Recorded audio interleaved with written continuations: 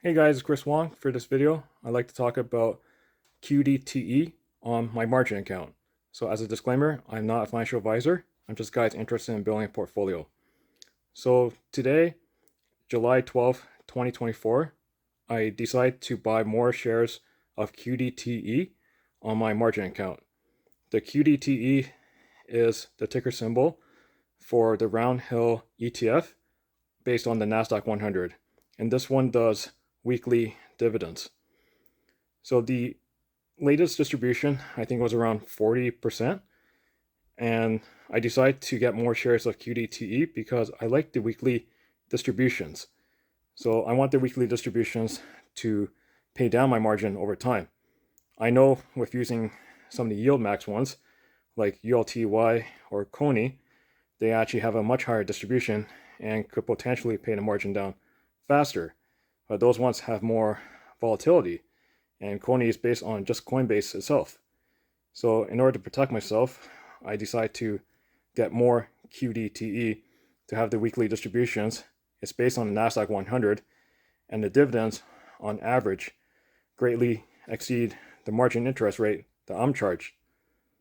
Now this video is not financial advice. It is something I did for myself, but I'm thinking I want to add more QDTE in the future, and I'm just going to try to figure out when's the best time to get some more shares over time.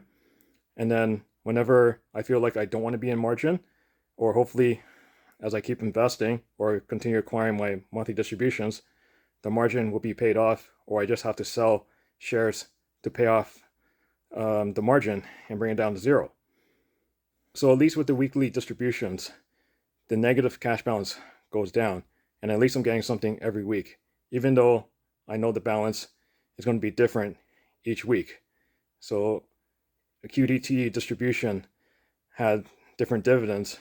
I think the lowest was like 9 cents, and the highest I seen was around like 40 cents. Now I could be wrong. I'm just taking an estimate because I'm not looking at a chart right now. I'm just in the basement working out.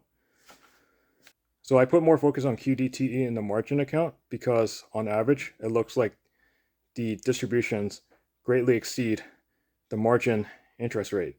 And I do have XTTE, but not in my margin account because I think the dividend on average is not high enough to make it worth it to pay down the margin. So I do have XTTE in my RRSP account, in my Wealthsimple account, and I also have QDTE in my RSP and Wealthsimple as well. If you liked the video, please give me a thumbs up. Otherwise, please subscribe to my channel for future videos. Thank you guys for watching.